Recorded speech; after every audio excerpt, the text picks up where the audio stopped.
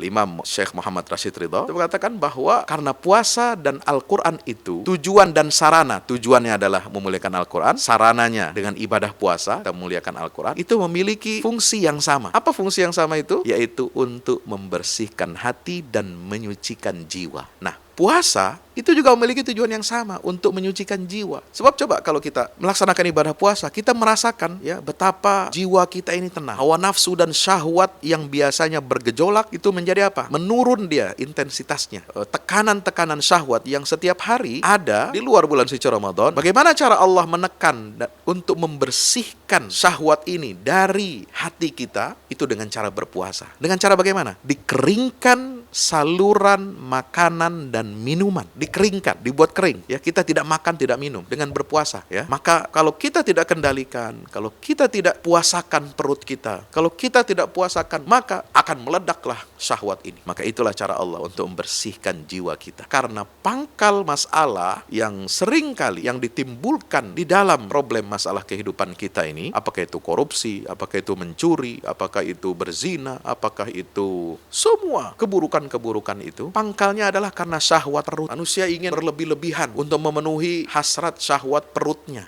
Bagaimana bisa makan enak? Bagaimana bisa punya rumah bagus, mewah? Bagaimana bisa punya kendaraan mewah? Itu semua dari mana? Dari syahwat. Auzubillah min zalik. Bapak Ibu yang dimulakan Allah Subhanahu wa taala, maka itulah kita harus berlindung pada Allah dengan apa? Dengan cara berpuasa ini, untuk bersihkan jiwa. Jadi ketika di dunia manusia ini, syahwat perut ini yang menyebabkan banyak sekali kerusakan-kerusakan, baik di daratan maupun di lautan, di alam semesta, eksploitasi sumber daya, perusakan lingkungan hidup, kezaliman ekonomi, ketimpangan sosial dan lain sebagainya. Itu disebabkan apa? Karena hasrat dan syahwat ingin menguasai ya orang lain, ingin menguasai aset. Itu semua kenapa? Karena syahwat makan, minum itu sumbernya dari sana. Maka dipuasakanlah oleh Allah Subhanahu wa taala agar syahwat kita ini diredam. Dilatih kita sebulan penuh untuk melatih kedisiplinan, melatih ketakwaan, melatih kejujuran, melatih sifat amanah. Dan yang perlu dicatat baik-baik adalah Bapak Ibu, bahwa Ramadan ini adalah madrasah pendidikan dari Allah Subhanahu wa taala, pendidikan jiwa. Kalau kita lihat di sini, madrasah pendidikan jiwa ini itu ada jelas kurikulumnya, programnya jelas, penilainya jelas, pengawasannya juga jelas. Oleh sebab itu, program dan kurikulum Ramadan ini harus kita kuasai. Untuk apa? Mencapai target pensucian jiwa.